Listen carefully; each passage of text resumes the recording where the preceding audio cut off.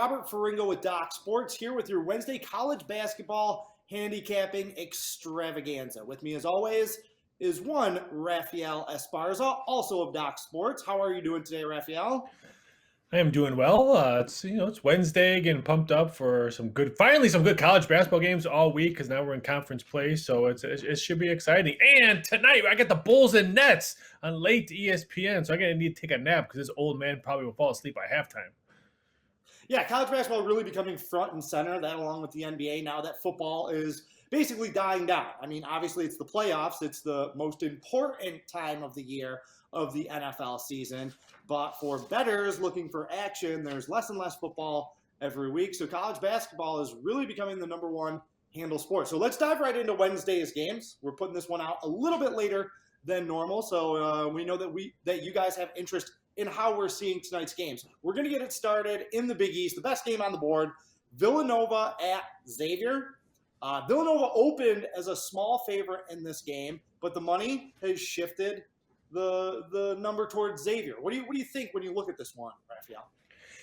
Yeah, I actually thought the odds maybe put up a pick instead of the road team as a small favorite. I figured the money would come in on the home dog at that time. The home team's 9-0. The X-Men on this one, so I was actually a little bit shocked that the total money came in. A lot of bets came in on the under, opened up at 140, quickly got bet all the way down to 138. That one kind of shocked me as well because I think we can see probably a little up-tempo game. These two teams know each other well. I think the tempo is going to want to be established early, I think, by the X-Men. So I'm a little bit shocked on the total movement on this one. But, yeah, I think you're dead on. I think this one has the rank for best game of the night between these two teams. Yeah, Xavier's been hot. They're 8-1 straight up, 6-2 against the spread in their last 9 games. That one loss did come against this Villanova team. Villanova beat them pretty badly, 71-58. Back on December 21st, so you know that they want revenge. Xavier's been a much better team since they got their big man, Zach Fremantle, back. He missed all of November with an injury, but they've been playing great in the last 8 games since they've had him. And it's interesting that they didn't insert him right back into the starting lineup. They have been using him off the bench. He's arguably their best player. I think he's clearly their best player. So a lot of motivation. They're a great home team. They're playing well. They have their revenge angle. However, me personally, I don't bet against Villanova. Okay, over the last 8 years, they've been the most profitable team in college basketball. They're one of those teams that if I don't like them, I just don't bet against them. So, do you have a lean either way on this game, Raphael?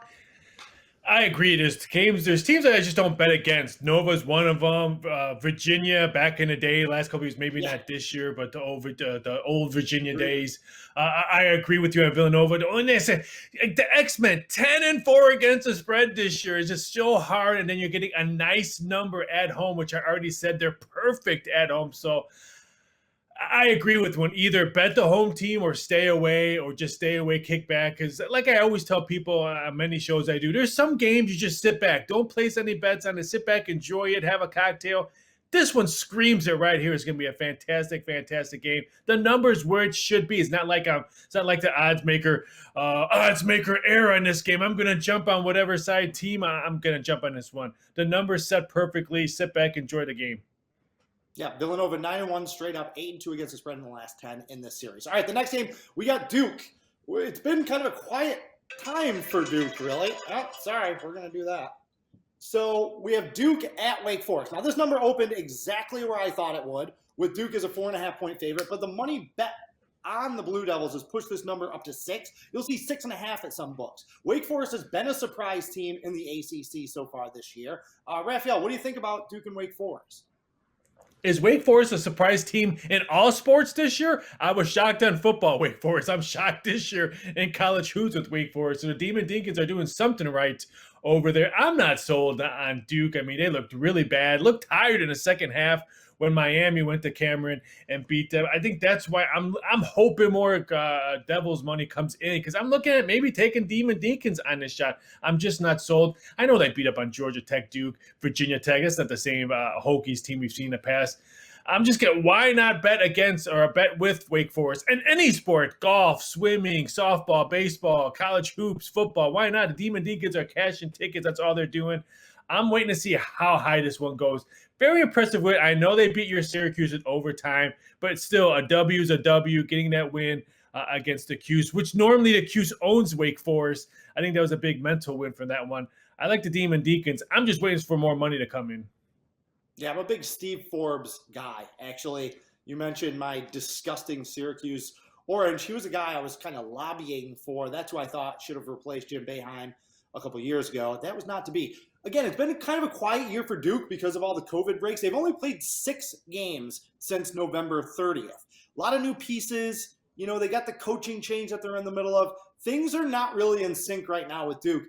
I'm kind of with you. They have the talent to run past Wake Forest tonight, but will they on the road in what will be a tough environment to play? We'll have to see how this team handles playing on the road. The Blue Devils are 5-12 against the spread in their last 17 road games. We'll see how they handle it tonight. All right, next we're going to dip down. Don't forget Duke has only played 3 road games this year. We're a true road game. So I think, like I said, Demon Deacons, if that crowd is loud, I would not be shocked if we see a upset alert at the bottom of the ticker when I'm watching other games. Well, that's a great transition right there because we have a team that's playing just its second road game of the year in LSU, going down to Florida. LSU opened as a small favorite. The money quickly came in on Florida, shifted this one to make the Gators a 2.5-point favorite. Raphael, I believe it was last Wednesday's video that we were discussing the Gators. They had a chance to knock off a ranked Alabama team at home. They didn't play well. They got blown out in that game, actually. Did not play well at all in the second half. They're off a bad week, really. They lost by 13 at home to Alabama, lost by 12 at Auburn. LSU's coming off a great week. They beat Kentucky. They beat Tennessee. These look like 2 teams going in the opposite direction. So how do you account for the fact that Florida is the favorite in this game? And I don't understand that, but I can guarantee you when people are watching this video, LSU or Kentucky or Florida would be -3. So now you're telling me I can get probably +3 with LSU, who's just rolling right now. You said they have great wins against Tennessee, great wins at Kentucky, and I know those were at home. Last time we seen the Tigers on the way, they lost to another Tiger team, Auburn, pretty badly on that one. But I'm going to ride the hotter team right here. LSU, they play great team defense, not just one player playing defense, great team defense. They guard the 3 ball really well. I just think the wrong money's coming in on this one. I like LSU. If I can get +3, some shops have it right now. That's what I'm saying. I think it's copy and paste time for most odds makers. They see one book put up 3, and they're probably going to move it to 3, even though they probably have no money on it because it's a copy and paste industry that we live in. I will take LSU +3, and I would wait to see if it goes higher. If you can get maybe 3.5, because again, we have plenty of time for this game tips. I think if it got to 3.5, you're definitely going to see a buyback with public money coming in. Yeah. On LSU. Again, they're the ranked team. They're 14-1. For me, I like Florida in this game. I'm going to follow the number. That's a giant red flag that a team off 2 losses, unranked at home, is favored over a team that's 14-1, near the top of the table in the SEC, coming off 2 big wins. Like I said, this is a really young LSU team. Fantastic athleticism. You touched on their team defense because they're so athletic. They are long. They are fast. They are just a fantastically athletic team. However, that youth, the fact that they have not played on the road and have not played well on the road, I kind of lean with the Gators in this one. The Gators are 7-3 against the spread in their last 10 home games. However, and you touched on this, LSU's been the hot team. Not just hot this year starting 14-1, but they are 21-6 against the spread in their last 27 games. Really tough to bet against the Tigers, but I'm going to. All right, next. But the Gators lost to Texas. The Gators lost to Texas Southern like early in December. Oh, they're due, man. They're due. I'm following the number on this one. If a line looks too good to be true, Raphael, you know this. You either go the other way or you walk away from the game. All right, this game is not on a lot of people's radars, but it definitely caught my eye. We got Memphis at Central Florida. Look, Memphis is the better team. They're one of the more talented teams. They probably have top 20, top 25 talent on their team, but they just cannot put it together and can't put it together at the window. They have won 4 of their last 5 games, but they're only 2-3 against the spread. They're 2-7 against the spread in their last 9 games overall. They've been a perennial disappointment under Penny Hardaway. Central Florida hasn't been much better. They had that big upset win over Michigan, and then they come back and lose to SMU and lose to Temple as a double-digit favorite. So we can't trust either one of these teams, Raphael. Who can we trust less, I guess? What do you think? Yeah, Memphis is starting to play a little better ball. Winners of 4 out of 5, 3 straight. I think if Justin Timberlake's twin brother Earl Timberlake plays today, I think they will put their a little bit better strength on their bench and give him some quality minutes. He was out with concussion last. I'm leaning towards Memphis, but again, we trashed Memphis, I think, last Wednesday's video about how we want nothing to do with them. Here's another one. Either bet with the line movement or against the line movement or sit back and watch it. I think Memphis maybe is going to turn that corner. They have great talent on that team. They just need to produce and show that talent. I'm leaning towards Memphis just because I'm not so Central Florida losing to Temple at home when they were double-digit favorites, and they weren't even in that game at all. I mean, don't look at the scoreboard, 66-62, I think it was. That's just misleading. It wasn't even a close game throughout the whole game. So I'm leaning towards the Tigers, but again, unless you want to give me some money and float it my way, I might bet Memphis on that. Memphis is 5-0 straight up and against the spread in their last 5 games against Central Florida, and the favorite is 20-6 against the spread in the last 26 meetings between these teams. All right, finally, we're going to finish up in the Mountain West, like we normally do on a day of betting. You got those late Mountain West games that a lot of people love, and we got a big one. My conference. Utah State at Colorado State. Got 2 teams that we haven't seen a ton lately because of the COVID pauses, Raphael. What are you thinking when you're looking at this game?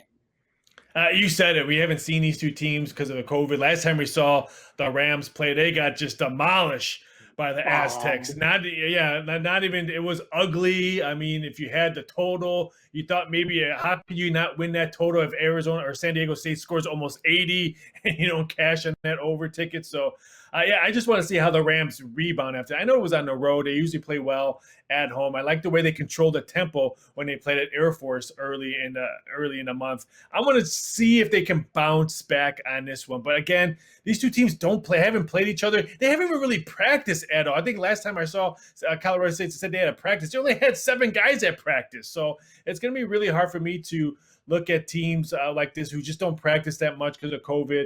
I think let's all agree Colorado State's probably the better team overall, but with the way these situations with COVID, I'm going to sit back and watch this one. I think the Rams win this one, but it's a big question mark just because of the way they have not been able to practice.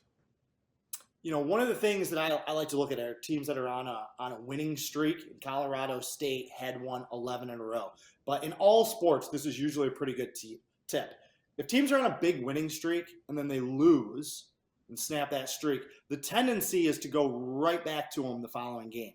Usually after teams have a big winning streak snapped, though, they usually have a little bit of a letdown. It usually takes 2 or 3 games for them to kind of regain that momentum. So it is going to be interesting to see how Colorado State bounces back from having that 11-game winning streak snapped and just taking one on the chin. Like you said, a 30-point loss for a Colorado State team that has been in the top 25, that was favored to win the Mountain West this year. We're going to see and learn a lot about them tonight on how they come back against Utah State. All right, that's it. And keep it really quick on Colorado State. Keep it. This is a late game, so this one moved 2 points already. Open up at 4.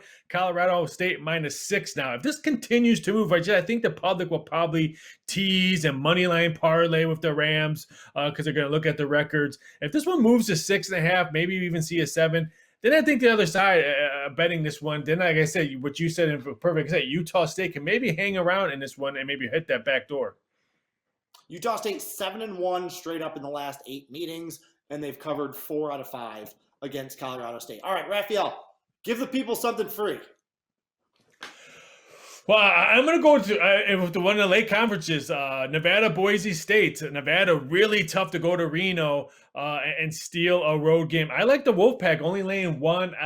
Boise State opened up as a small 1-point favorite really quickly, and a lot of people hung pick instead of Boise State -1. I'm going to go with Wolfpack at home. Just give me the W. Now, you don't have to cover that much. If you win, you're either going to get a push, or if they win by 2 or 3, you're going to cash a ticket. It's a really hard place to steal one at the armpit of the state of Nevada, Reno, Nevada. Give me Nevada. That was one of my rated picks, was on Nevada. So I'm 100% with you on that one. My free pick, I'm going to hold my nose. I'm going to take Central Florida. Again, Memphis, I don't trust them. I don't trust them on the road. I feel like if this line were a little bit bigger, it would make me like Memphis a little bit more. If Memphis had come in as like a 4 or 4.5 point favorite, that's one of those, maybe the odds makers know something about this game that I don't type of situations, but they're not. So until I see Memphis put together a good game on the road against a Central Florida team that's a little bit desperate after having lost 2 games in a row, I'll believe it when I see it with the Tigers. So take Central Florida in this one. All right, he's Raphael Esparza. I'm Robert Ferringo. Click the link and get your free $60 to use towards any pick, any daily, weekly, monthly package at Doc Sports for any handicapper in any sport. He's Raphael Esparza. I'm Robert Ferringo. Carpe diem, and good luck.